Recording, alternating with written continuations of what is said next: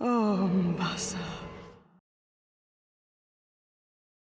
Star Wars Squadrons was released on October 2nd, 2020, and carries on in the long tradition of Star Wars spaceflight sims dating all the way back to the Atari arcade game, the X-Wing and TIE Fighter series, and the Rogue Squadron games.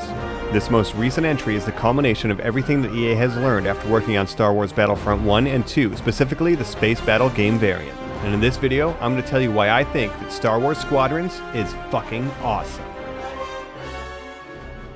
Hey everyone, UmbasaMufasa here, and this is going to be a quick video about everything I love about Star Wars Squadrons. Now this is going to be a quick video because every minute I spend working on this video is a minute I'm not playing Star Wars Squadrons. A game that I've been pleasantly surprised by and have been absolutely addicted to ever since its release. Is it a perfect game?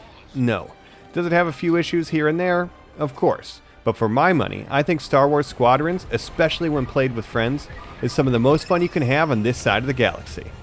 With that said, let's finish all pre-flight systems checks and dive into the cockpit of Star Wars Squadrons. As much as Star Wars is known for space wizards, lightsabers, and Baby Yodas, aerial combat has always been a staple of the series. Even back in 1977 with the original Star Wars, George Lucas used footage of World War I and World War II dogfights as the template for his epic space battles between the Rebel Alliance and the Empire. And at its core, that feeling of speed, danger, and excitement is successfully captured in Star Wars Squadrons. Let's face it, Star Wars Squadrons is all about the ship-to-ship combat, and that's what we're going to focus on first. There are 8 different ships to choose from, 4 on each side, and most of them are from the original trilogy continuity with the classic X-Wing, Y-Wing, and A-Wing, as well as TIE Fighter, TIE Bomber, and TIE Interceptor. The only ships that really feel out of place to me are the support ships, which have their origins in Rogue One with the U-Wing and the TIE Reaper, and I really wish they would just pick something out of the classic trilogy, like perhaps a B-Wing or a Imperial Shuttle. But I see what they were going for with trying to include the Rogue One, and they are from the same time period, so I won't nitpick too much. Each class of ship fits into a specific role, and it would benefit you to get used to all of them. Fighter class ships like the X-Wing and standard TIE Fighter are well-rounded and can hold their own in dogfights and dish out a decent amount of cap ship damage. Bombers like the Y-Wing and TIE Bomber are specialized in dealing out massive amounts of damage to cap ships and shields. Now that's a lot of damage! But are fairly slow and susceptible to attacks from fighters and interceptors. Interceptor-class ships like the A-Wing and TIE Interceptor are adept at dogfighting and taking out ships in one-to-one combat, are highly maneuverable but far less durable than their counterparts. And support-class ships like the U-Wing and TIE Reaper are able to assist your allies with things like extra shields, extra ammunition, turrets, cloaking, marking enemies to take more damage, and various other things that will help your squad get the edge on your opponent. Just still in the game.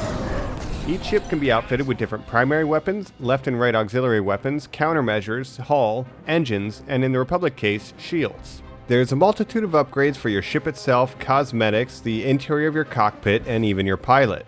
There are weird shades of what would have been a loot box in previous EA titles, like certain things being labeled as legendary or epic, but luckily for us there are no paid loot boxes in this game, and all of these upgrades and cosmetics are unlockable through regular gameplay, whether that's story mode or multiplayer. So let's start by taking a look at the story mode. The story mode has you switching sides between the New Republic forces and the remnants of the Galactic Empire after the Battle of Endor, and centers around the creation or destruction of Operation Starhawk. The cutscene presentation is top-notch and more or less falls in lines with the CG trailer released earlier this year.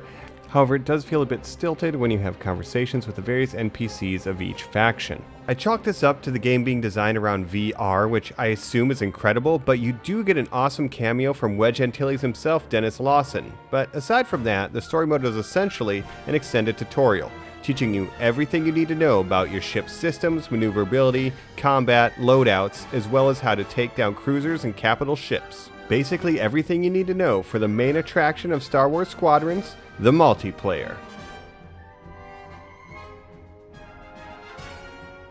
Now, there are 2 main multiplayer game modes, and that is it. You have dogfights, which are exactly what they sound like. Team deathmatch in space. They go fairly quickly with the first team to 30 getting the victory.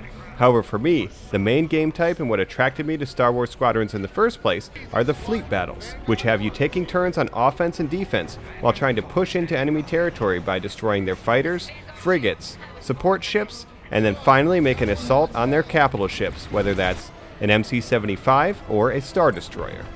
There's a huge amount of strategy when it comes to team composition and fighter loadouts, and I have had a blast, especially when playing mic'd up with my friends, which is how I think this game was intended to be played. Personally, as someone who didn't love the Disney Star Wars trilogy, Star Wars Squadrons has really rekindled my love of the franchise by taking it back to its roots of dogfighting in space. Star Wars Squadron captures the feeling of being in a Star Wars dogfight. You're in a Star Wars-ass ship in a Star Wars-ass universe, taking out other Star Wars-ass ships with Star Wars-ass sound effects and visuals. It's just a Star Wars-ass game. I love it. But what does the future hold for Star Wars Squadrons? Another thing that has rekindled my love for the Star Wars universe was The Mandalorian Season 1, and now that Season 2 is upon us, we got a surprise DLC cosmetic pack of Mandalorian-related items, and you best believe as soon as I saw this Baby Yoda cockpit bobblehead, I bought it and put it on every single one of my Republic ships.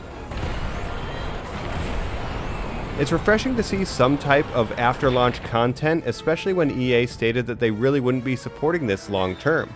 I know there's going to be a new patch coming down the road which we hope will fix some of the major bugs like the ranking issue as well as some balancing things like AI creep, but what we would really want, at least in my opinion, is custom lobbies. Absolutely. I mean, the ability to team up with just a group of your friends and play against each other instead of rolling the dice with randoms would be incredible and allow you to run your own tournaments and eventually turn this thing into an esport, which I think it totally could. But I guess in the meantime, we'll just have to wait patiently and make sure our opinion is known by EA that we want support for this game in the future.